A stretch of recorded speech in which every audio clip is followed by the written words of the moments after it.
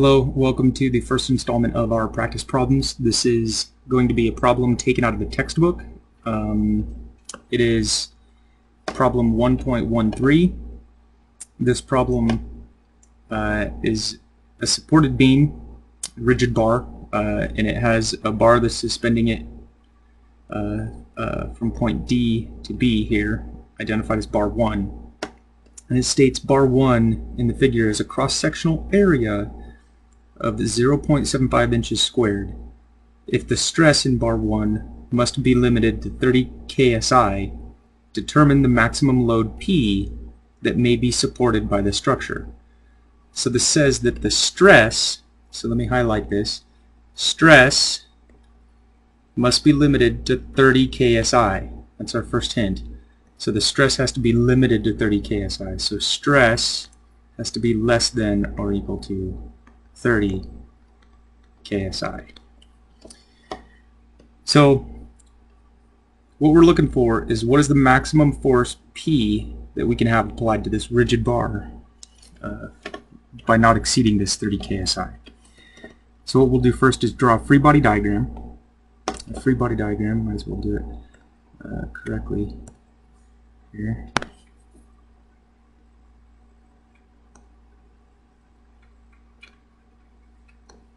Right? And so we're going to apply a force P to this right here at the end. We don't know what it is quite yet. And we have reactions. We have a reaction here, and we have reactions here.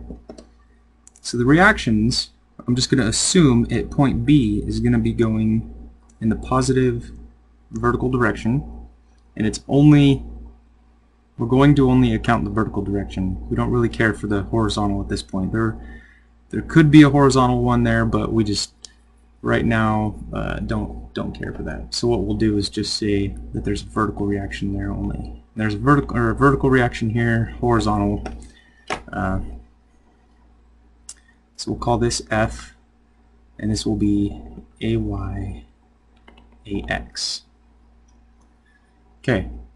So we don't know what any of these forces are, but we're given a little piece of information that says a limiting factor of 30 KSI of stress can be applied to this bar here. So if we go to our formula for normal stress, it's going to equal what? It's going to equal force divided by area. Well, we know the maximum force, or I'm sorry, the maximum stress, and we know what our area is. So if we just algebraically solve this, we can determine what F can be. So this. So we get 30 kips. I'm going to write it out, kips per inches squared multiplied to 0.75 inches squared. And the reason why I wrote it out like this with my units is so that you can see that when we do the multiplication across, our inches squared is going to cancel, and we're going to be left with a unit of force, which is exactly what we're looking for here. So this should equate to 22.5 kips. And that's the force, the maximum force F can be, right, without exceeding our 30 KSI. So now that we know this, what we can do is, if I properly drew my free body diagram here, I would have actually identified that there were distances here.